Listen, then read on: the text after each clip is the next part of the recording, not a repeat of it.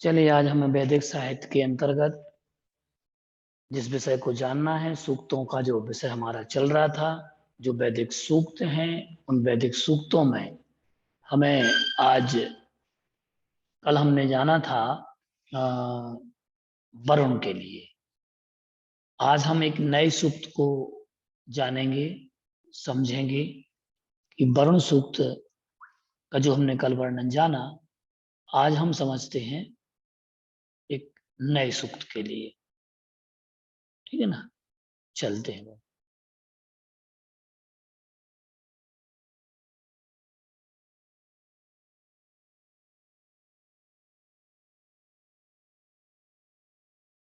और भी लोग जुड़ते जाएं।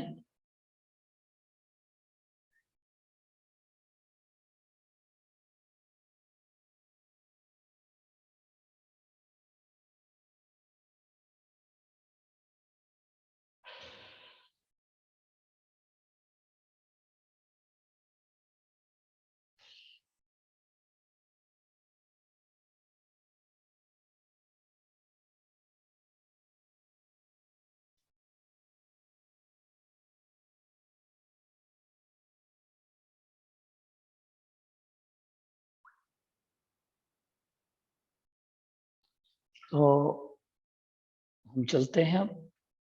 वरुण सूक्त को हमने जान लिया था कि वरुण सूक्त के अंतर्गत हमने सेप आख्यान को हमने जाना था, हरिश्चंद्र रोहित की कहानी को जाना, और वरुण ने कैसे सेप को छोड़ दिया, अपने पास से मुक्त कर दिया था। तो ऐसा वर्णन अब हम आज समझते हैं पुरुष सूक्त के लिए। जो पुरुष सूक्त है, ये बहुत ही वैदिक साहित्य का सबसे प्रसिद्ध सूक्त है, और अधिकांश लोग इस सूक्त को पूछते ही पूछते हैं कि वैदिक साहित्य में अगर हम देखें तो ये जो सूक्त है, इस सूक्त के बारे में हम समझते हैं वैदिक साहित्य का। आवाज पहुंच रही है आप लोगों तक? जो पुरुष सूक्त है, हाँ, पुरुष सूक्त को इसलिए जानना अनिवार्य है क्योंकि अगर आप आगे दर्शन विषय की चर्चा करेंगे तो उस सूक्त में हमें जानना पड़ेगा, और पुरुष सूक्त के विषय में हम, जो कि 10वां मंडल है ऋग्वेद संहिता का, और ये प्रमुख सूक्त है, और इसमें मंत्र संग्रह 1090 है, जो पुरुष सूक्त के नाम से जाना जाता है। इसके अंतर्गत विराट पुरुष तथा उसके अंगों का वर्णन किया गया है, जिनमें 4 वेदों तथा वेद मंत्रों का, 4 वर्णों का, 3 प्रमुख ऋतुओं का आधान, आरण्यक पशुओं, सूर्य, चंद्रमा, इंद्र, अग्नि का प्राकट्य किस प्रकार से हुआ, गायत्री छंद आदि की उत्पत्ति विराट पुरुष से हुई है, ऐसा वेद ग्रंथ मानते हैं कि विराट पुरुष से इन सब की उत्पत्ति हुई है। तो ये सूक्त जो है मंत्र संग्रह 1090 है, ऋग्वेद का सूक्त है, 10वां मंडल है, और जिसमें विराट पुरुष और उसके अंगों का वर्णन किया गया है। जिससे 4 वेदों तथा वेद मंत्रों का, 4 वर्णों का, 3 ऋतुओं का आधान, आरण्यक पशुओं, सूर्य, चंद्रमा, इंद्र, अग्नि की का प्राकट्य इससे हुआ, और उसके साथ साथ इसे वेद में ईश्वर माना गया है क्योंकि यह दृश्यमान अंश रूप जगत का आधार है। आधार है ही नहीं अपितु मुख्य कारण भी है। और इस सूक्त के जो ऋषि हैं वो नारायण, देवता पुरुष, और छंद अनुष्टुप व त्रिष्टुप, 16 मंत्रों वाले सूक्त के प्रारंभ के 15 मंत्र अनुष्टुप छंद में है, और अंतिम एक मंत्र त्रिष्टुप छंद है। एक जो अंतिम मंत्र है वह त्रिष्टुप छंद का है। इस सूक्त में विराट पुरुष की व्यापकता, ब्रह्मांड में व्यापकता, और सृष्टि रूप यज्ञ के नायकत्व, नेतृत्व व सर्वहुत युग यज्ञ के परिणाम स्वरूप, सर्वाहुत नाम का यज्ञ होता है, तो वह समस्त वेद मंत्रों के ज्ञाता है। सर्वहुत होता है, सर्वाहुत, तो वह वेद मंत्रों के ज्ञाता है। तो यहाँ पर ये जो बात कह रहे हैं, और इसमें सर्वहुत नामक युग के परिणाम के स्वरूप ही विराट पुरुष से वेद मंत्रों का, 4 प्रकार के वर्णों का, ब्राह्मण, क्षत्रिय, वैश्य और शूद्र, और 3 प्रमुख ऋतुओं का आधान, आरण्य पशु जो वन में रहते हैं उनका, सूर्य, चंद्रमा, इंद्र, अग्नि, इनकी उत्पत्ति, गायत्री छंद आदि की उत्पत्ति विराट पुरुष से हुई है, विराट पुरुष से हुई है। उस विराट पुरुष को सहस्र सिर, जिसके सहस्र शीर्ष हैं, सहस्र सिर है, सहस्र नेत्र, सहस्र सहस्राक्ष, सहस्रपादा, सहस्रपाद है, जिसके महान व्यक्तित्व वाला कहा गया है, जो पुरुष स्वरूपतः परिणामतः विश्व में अनंत और सर्व व्याप्त है। वह विराट पुरुष संपूर्ण दृश्यमान जगत एवं अमृतत्व के धारक देवताओं का वह स्वामी है। वह विराट पुरुष अथवा सर्वभूत भावी जगत पुरुष ही है, पुरुषमय ही है। विराट पुरुष को जगत का उपादान कारण होने से उपनिषदों में सर्व खल विदम ब्रह्म, ब्रह्म वेदम सर्वम आदि वाक्यों का प्रादुर्भाव हुआ। उपनिषदों में इन वाक्यों का प्रादुर्भाव हुआ। अन्न पोषित व परिवर्तित स्थावर जंगम आदि सब पुरुष, ऐसा कहा गया है पुरुष सूक्त में। ये मैं पुरुष सूक्त के विषय में बता रहा हूं आप लोगों को, और जिसमें वैदिक ईश्वर का इसे स्वरूप माना गया है।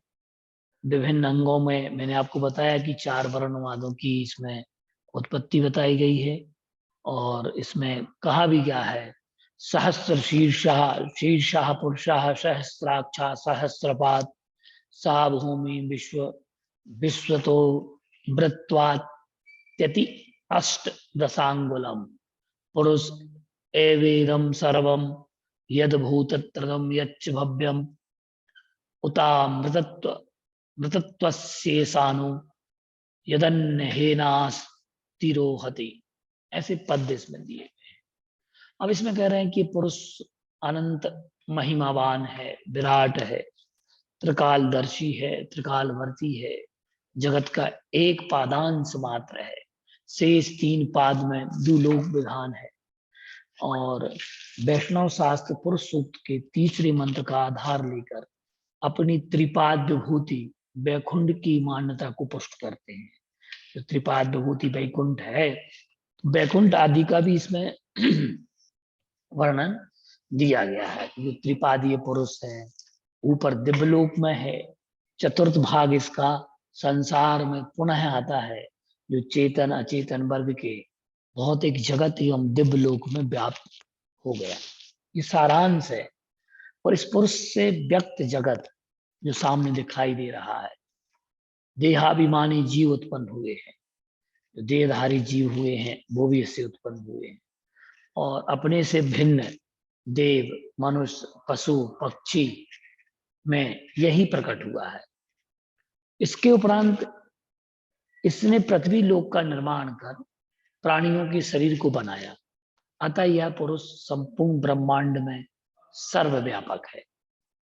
सर्वव्यापकता इसमें छुपी हुई है। कुल मिलाकर के सारी चीजों का कर्ता धर्ता इसमें पुरुष सूक्त में इसको माना गया है। अब इसके बाद में हम देखते हैं कि जब दिव्य शक्तियों से संपन्न देवताओं ने पुरुष रूपी हव्य सामग्री से, ये मैं उसके श्लोकों के अर्थ बता रहा हूं आप लोगों को, ठीक है ना, क्योंकि श्लोक अगर हम देखेंगे तो क्योंकि इसमें जो श्लोक दिए, श्लोकों की संख्या जो आई है, तो ये उन्हीं के अर्थ हैं कि जब दिव्य शक्तियों से संपन्न देवताओं ने पुरुष रूपी हव्य सामग्री से सृष्टि रूप यज्ञ को संपादित किया, मतलब एक सृष्टि यज्ञ किया गया। उस सृष्टि यज्ञ से उसमें कहा इस यज्ञ का घी बसंत ऋतु थी, ईंधन ग्रीष्म ऋतु थी, और शरद ऋतु अन्न हव्य सामग्री के अन्य स्थान पर थी। सृष्टि से पूर्व संपादित यज्ञ की वेदी पर पुरुष रूप पशु पर एक पशु रूप में स्वीकार किया गया है, अर्थात पुरुष से उत्पन्न पशु पर जल का सिंचन कर पवित्रता के साथ प्रोक्षित यज्ञीय पुरुष रूप पशु से सृष्टि के साधन हितार प्रजापति एवं मंत्र दृष्टा ऋषियों ने स्तुति परक ऋचाओं मंत्रों का गायन कर उनका यजन किया। अर्थात यज्ञीय पुरुष से ही ऋचाएं एवं साम मंत्र छंद तथा यजुस उत्पन्न हुए हैं। अतः सभी का उत्पादन कारण स्तूयमान पुरुष है, अर्थात उनकी स्तुति करना चाहिए। इस सर्वभूत यज्ञ से दधी मिश्रित घी, पक्षी, पशु, घोड़े, गधे, खच्चर, गाय, भेड़, बकरी आदि उत्पन्न हुए हैं। ऐसा वैदिक ऋग्वेद के इस पुरुष सूक्त के अनुसार सृष्टि की उत्पत्ति की बात बताई गई। और इस विराट पुरुष के मुख से एक इसमें आता है, कहना चाहिए कौन से नंबर का पद है, ये 13वें नंबर का एक इसमें ऋचा आती है। ब्राह्मणोऽस्य मुखं माशिद बाहुराजन्यकृतः उरु तदस्य यदवैश्यः पद्भ्याम शूद्रो अजायत। ये सूत्र आया। और अभी हम जो चंद्रमा इसकी बात कर रहे थे ना चंद्र प्रज्ञप्ति में, तो इस पुरुष सूक्त में ही सूत्र आया है कि ऋग्वेद का चंद्रमा मनसो जात चक्षो सूर्यो अजायत मुखाद मुखाद इंद्रश्चग्निश्च प्राणाद आयु प्राणाद वायु रजायत। ये जो सूत्र है ये दोनों सूत्र उत्पत्ति के सूत्र हैं। ऐसे ही ये जो 13वें और 14वें नंबर का सूत्र है, इस सूत्र में ये बात कही गई है कि इस विराट पुरुष के मुख से ब्राह्मण वश मुखम आसीत, ब्राह्मण की उत्पत्ति कहना चाहिए विराट पुरुष के मुख से हुई। मुखम आसीत बाहु राजन्य कृता, और इन बाहुओं से जो बाहु हैं विराट पुरुष की, उन बाहुओं से क्या वैश्यों की क्षत्रियों की उत्पत्ति हुई है। और कहते बाहु राजन्य का तदा उरु तदस्य यदब वैश्य, उरु जो जंघाएं हैं, इन जंघाओं से वैश्यों की अर्थात व्यापारियों की उत्पत्ति हुई जो वैश्य है। शूद्रोपद्भ्याम अजायता, और शूद्र वर्ण की उत्पत्ति इससे हुई है पैरों से विराट पुरुष के। फिर कहा कि चंद्रमा मन से चंद्रमा, आंख से सूर्य। इस विराट पुरुष के मन से चंद्रमा उत्पन्न हुआ और आंख से सूर्य उत्पन्न हुआ, और मुख से इंद्र और अग्नि व प्राण वायु, प्राण से वायु उत्पन्न हुई, नाभि से अंतरिक्ष उत्पन्न हुआ।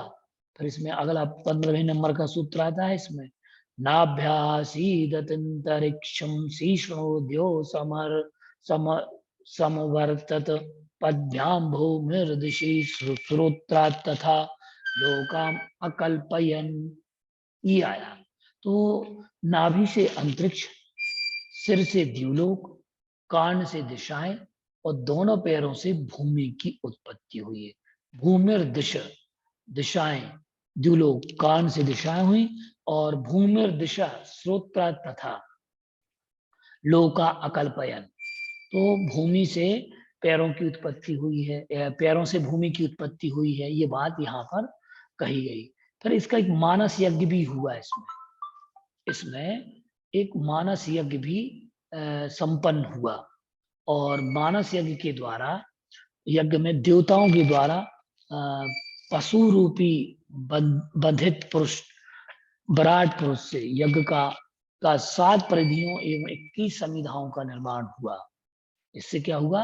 7 परिधियों एवं 21 संविधाओं का निर्माण हुआ। इस सूक्त में केवल ईश्वरादि की अवधारणा तथा उसकी व्यवहारिक पारमार्थिक सत्ता का ही निरूपण नहीं किया गया है, अपितु ब्रह्मांड की रचना का अलंकारिक विवेचन भी इसमें प्राप्त होता है।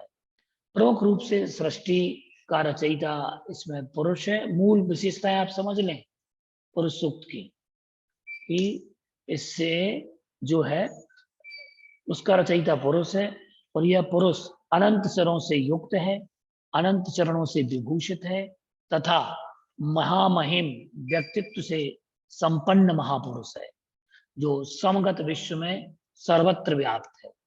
जो विश्व है इस विश्व में सर्वत्र व्याप्त है, जिसका स्वरूप किसी के द्वारा भी व्यक्त नहीं किया जा सकता। यह दृष्टि गोचर जगत तो उसके चतुर्थांश में स्थित है। जो दिखाई दे रहा है मात्र इसकी चतुर्थ दृष्टि दिखाई दे रही है। इसका मतलब ये हुआ कि जो वर्तमान में हम चीजें देख रहे हैं ये तो मात्र क्या है, उसके चौथे अंश में स्थित है।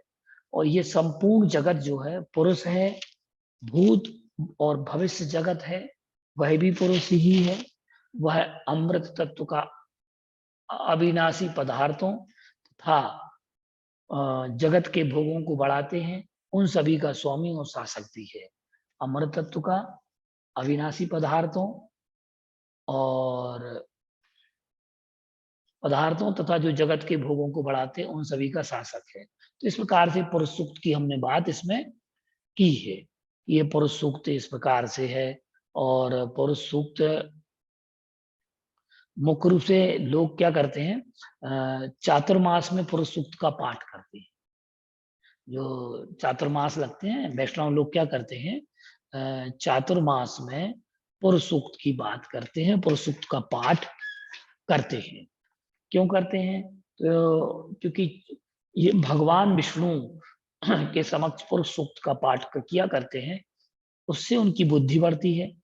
और ऐसी मान्यता है कि पुरुष सूक्त के पाठन पठन से बुद्धि में तीक्ष्णता आती है, क्रिएटिव माइंड होता है। तो इसमें कहा गया है कि मैं आपको कुछ उसके पद आपको बताता हूँ, उसके अर्थ को हम पुनः देख लें एक बार पुरुष सूक्त को।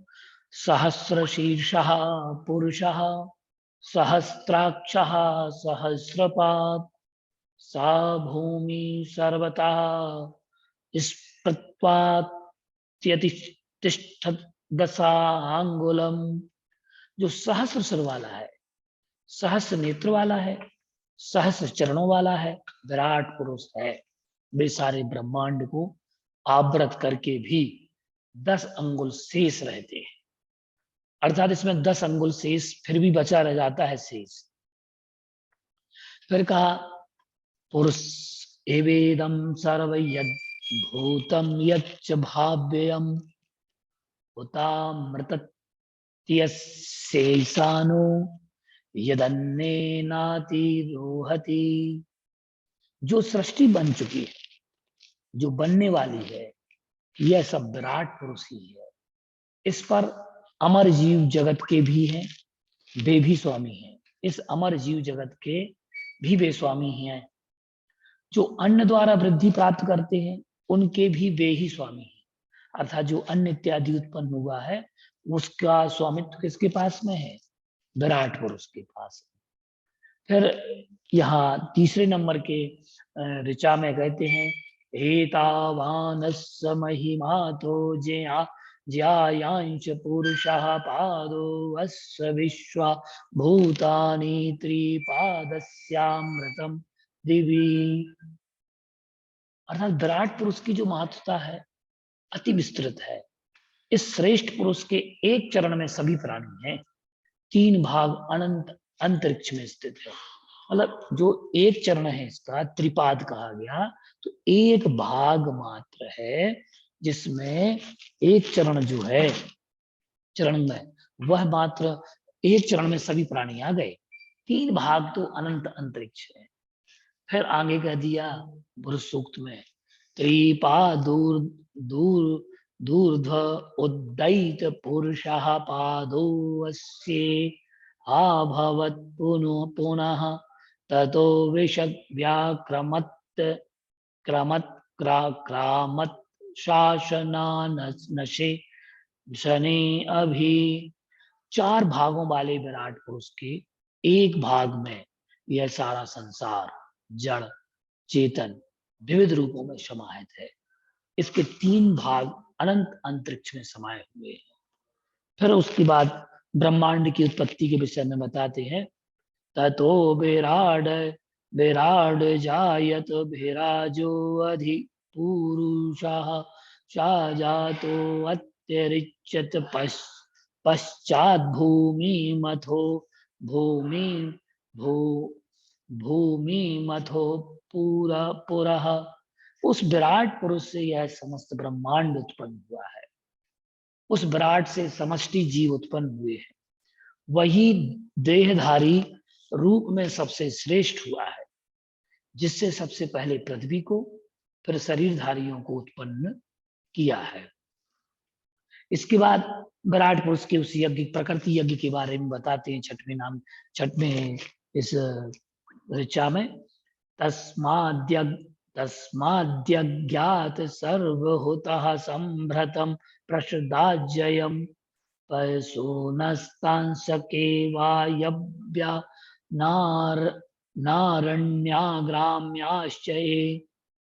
ग्राम्याश्चये। उस सर्वश्रेष्ठ विराट पुरुष विराट प्रकृति यज्ञ में दधियुक्त घृत प्राप्त हुआ, जिससे विराट पुरुष की पूजा होती है। वायुदेव से संबंधित पशु हरिण है। गौ अश्व आदि की उत्पत्ति उस विराट पुरुष के द्वारा हुई है, ये बात कही। 7वें नंबर के इस ऋचा में लिखते हैं, तस्माद्दद्यात् सर्वहुत ऋचा सामानि यज्ञेरे छदांशी यज्ञरे तस्माद् जायत अजायत। उस विराट पुरुष से ऋग्वेद एवं सामवेद का प्रकटीकरण हुआ। उसी से यजुर्वेद, छांदस, अथर्ववेद का प्रादुर्भाव भी हुआ। अर्थात वेद की ऋचाओं का प्रकटीकरण भी किससे हुआ? विराट पुरुष से हुआ। फिर कह देते हैं 8वें नंबर वाले ऋचा में, तस्मादस्वा अजायंत ये के चोभयादत गावो यज्ञरे तस्मात् जाता अजावयः। उस विराट यज्ञ पुरुष से दोनों तरफ दांत वाले घोड़े हुए और उसी विराट पुरुष से गायें, बकरियां, भेड़ आदि पशु भी उत्पन्न हुए। तम यज्ञम बहिर्षि प्रोक्षण पुरुष जातो मग्रता तेन देवा वजयंत साध्या ऋषयस्य ये। अब यहाँ कह रहे हैं कि मंत्रदृष्टा ऋषि एवं योगाभ्यासियों ने सर्वप्रथम प्रकट हुए पूजनीय विराट पुरुष को यज्ञ सृष्टि के पूर्व विद्यमान महान ब्रह्मांड रूप यज्ञ अर्थात सृष्टि यज्ञ में अभिषिक्त करके उसी यज्ञ रूप परम पुरुष से ही यज्ञ अर्थात आत्मा रूपी यज्ञ का प्रादुर्भाव, आत्मयज्ञ का प्रादुर्भाव किया। इसके बाद हम देखते हैं कि 10वें नंबर की इस ऋचा में कहते हैं कि यत् पुरुषम व्यदधु कथिदा व्यकल्पयन् मुखम किमस्यासीत किम बाहु किमूरु पादा उच्येते। संकल्प द्वारा प्रकट हुए जिस विराट पुरुष का ज्ञानी जन विविध प्रकार से वर्णन करते हैं, वे उसी की कितने प्रकार से कल्पना करते हैं। उसका मुख क्या है, भुजा, जांग है और पांव कौन कौन से हैं, शरीर रचना में वह पुरुष किस प्रकार से पूर्ण बना, यह बात यहाँ की गई। 11वें में वर्णों की उत्पत्ति के बारे में बताया, जो हमने आपको बता चुके हैं। ब्राह्मणवस्य मुखम माचि बाहुरा जन्यः क्रतः उरु तदस्य यदब वैश्या पद्भ्याम शूद्रो अजायतो।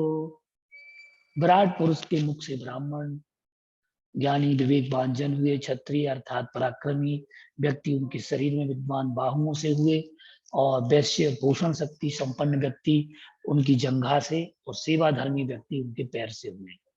चंद्रमा मनसो जातश्चक्षुः सूर्यो अजायत श्रोता वायुश्च प्राणाश्च मुखादग्नि रजायत। उस विराट पुरुष परमात्मा के मन में चंद्रमा नेत्रों से सूर्य, कर्ण से वायु एवं प्राण तथा मुख से अग्नि का प्रतीकरण हुआ। नाभ्या आसीदंतरिक्ष शीष्णो द्यो सम वर्तत पद्भ्याम भूमिर्दिशा श्रोत्र तथा लोकारन अकल्पयन। अर्थात विराट पुरुष की नाभि से अंतरिक्ष, सिर से द्युलोक, पांवों से भूमि तथा कानों से दिशाएं प्रकट हुई। इसी प्रकार अनेकानेक लोकों को कल्पित किया गया, रचा गया।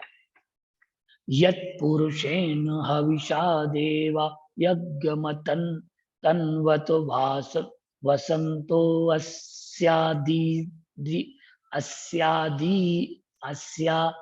अस्यासीदाज्यं ग्रीष्म इद्म शरद्भवी। ये कहा, जब देवों ने विराट पुरुष रूप को हावी मानकर यज्ञ का शुभारंभ किया, तब घृत वसंत ऋतु, ईंधन समिधा ग्रीष्म ऋतु एवं हवि शरद ऋतु हो गई। फिर कहा 15वें में कि सप्तास्यासन परिधि स्त्री सप्ताह समिध कृता देवा यद्यंगम तन्वान अवध्यनन पुरुषम पशुम। देवों ने जिस यज्ञ का विस्तार किया, उसमें विराट पुरुष को पशु हव्य रूप की भावना से बांधा, नियुक्त किया। उसमें यज्ञ की 7 परिधियां, 7 समुद्र एवं 21 छंद संविधाएं प्राप्त हुई। फिर 16वें नंबर जो अंतिम है, अंतिम ऋचा है, यज्ञेन यज्म यजंतम यज्ञेन यज्ञमयजंत देवास्तानि धर्माणि प्रथमान्यासन तेह नाकं महिमानः सचन्त यत्र पूर्वे शाद्याः सन्ति देवाः। अर्थात आदि श्रेष्ठ धर्मपरायण देवों ने यज्ञ से यज्ञ रूप विराट सत्ता का यजन किया। यज्ञीय जीवन जीने वाले धार्मिक महात्मा जन पूर्व काल के साध्य देवताओं के निवास स्वर्ग लोक को प्राप्त करते हैं। तो इस प्रकार से अगर देखा जाए तो कहना चाहिए विराट पुरुष को ही सृष्टि का सृजक माना गया है, सृष्टि की उत्पत्ति में कारण माना गया है। ये मुख्य बात हमें इस सूक्त से समझ में आई। आप लोगों को समझ में क्या आया कि जो विराट पुरुष है वही सब कुछ है, उसने ही सारी सृष्टि की उत्पत्ति की वेद के अनुसार। ठीक है ना? आप लोगों को समझ में आया कि नहीं आया भाई?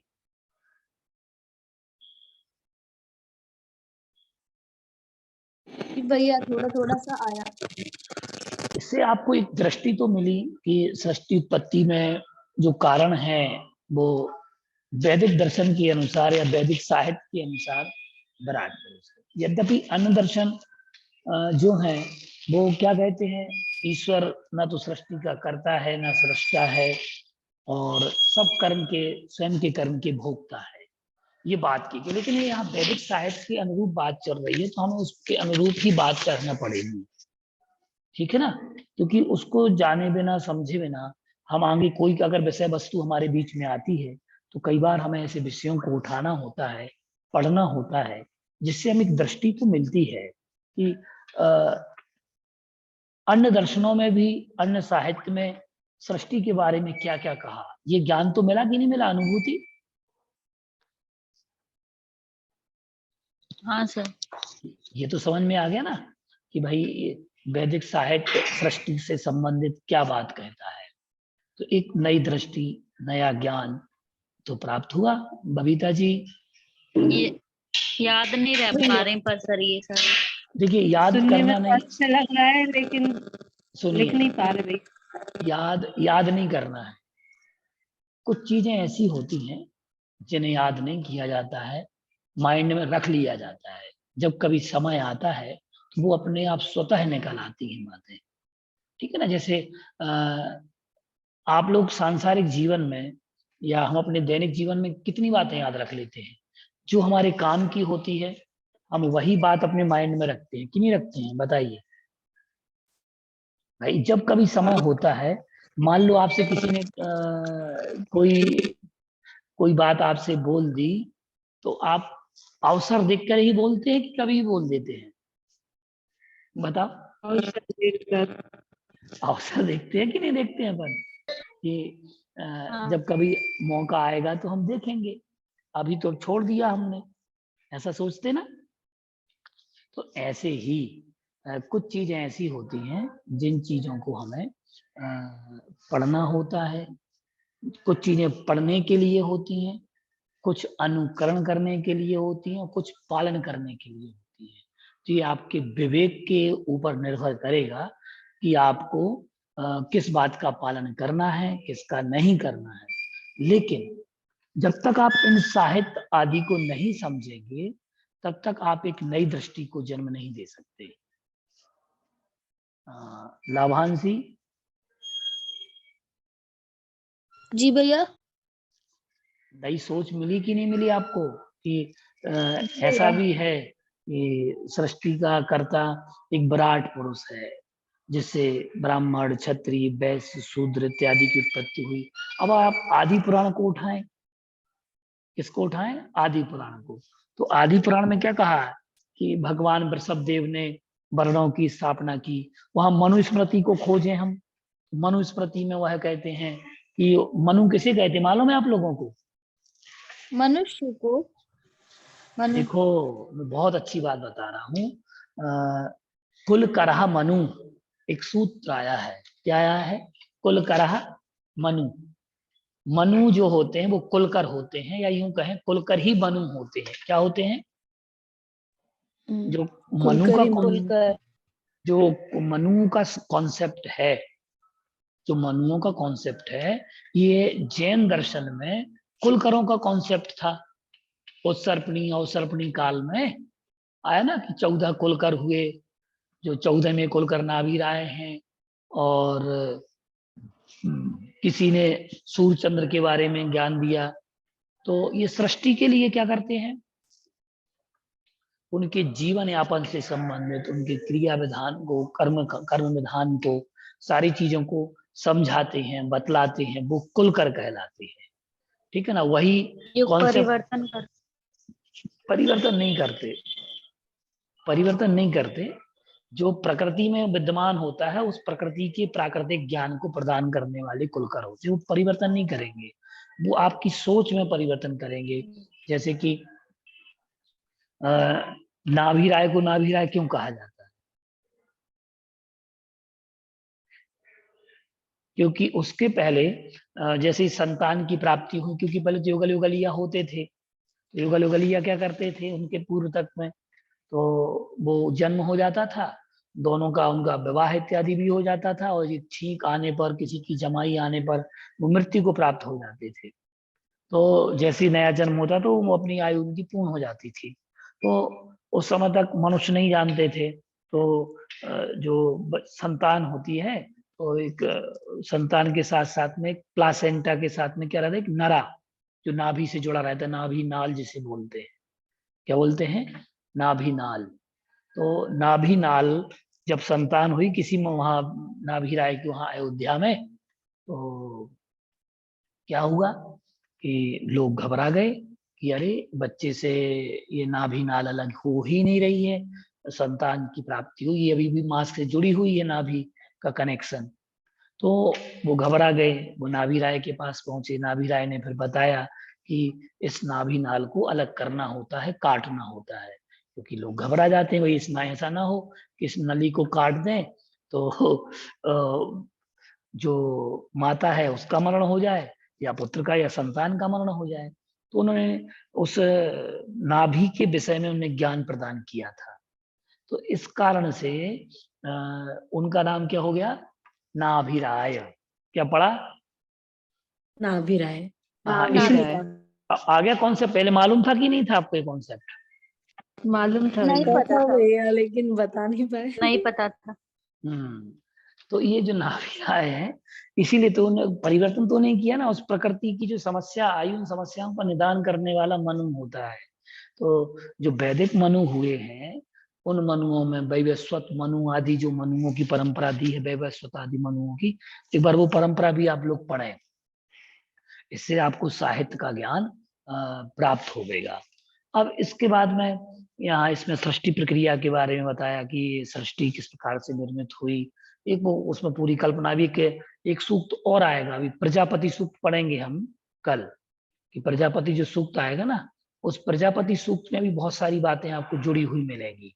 हिरण्यगर्भ सूक्त बोलते हैं, तो हिरण्यगर्भ तो 1008 नामों में भी आया कि नहीं आया हिरण्यगर्भ?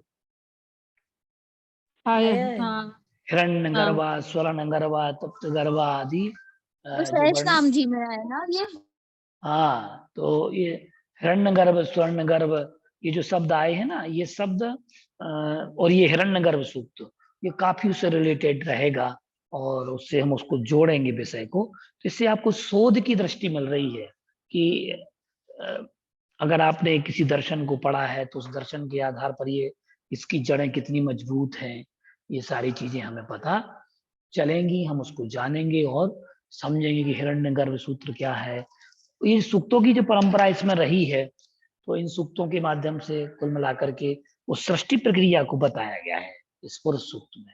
सृष्टि की उत्पत्ति कैसे हुई, पशु कैसे हुए, बकरी कहाँ से उत्पन्न हुए, और श्वास, प्राण, आत्मा, इन सबको एक मंत्रों के माध्यम से वैदिक लोगों ने, वैदिक साहित्यकारों ने या वैदिक मंत्र दृष्टा ऋषि थे, उन ऋषियों ने उसका ज्ञान प्रदान किया कि किस प्रकार से सृष्टि की रचना हुई, प्रकृति वह उत्पत्ति हुई।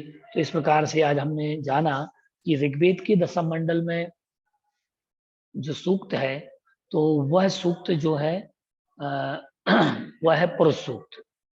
कौन से मंडल का सूक्त है? 10वें मंडल का। तो 10वें मंडल का इस पुरुष सूक्त में मुख्य बात ये आई कि इससे 4 वेदों की उत्पत्ति हुई, वेद मंत्रों की उत्पत्ति हुई, 4 वर्णों की, ब्राह्मण, क्षत्रिय, वैश्य और शूद्र, 3 ऋतुओं की और पशुओं की, आरण्य पशुओं की, सूर्य, चंद्रमा, इंद्र, अग्नि, गायत्री छंद, ये इन सब की उत्पत्ति का मुख्य कर्ता अगर कोई है तो विराट पुरुष है, और उसे ही वेदों का ईश्वर माना गया है। क्योंकि जब वेदों की उत्पत्ति जिससे हुई है, क्योंकि वेद अपौरुषेय है,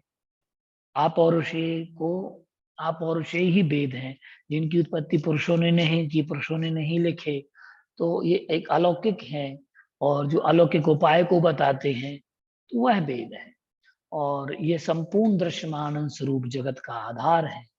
तो इस प्रकार से इसमें बताया, और इसके जो सूक्त के जो ऋषि हैं वो नारायण है, देवता इसका पुरुष है, छंद अनुष्टुप है और त्रिष्टुप है।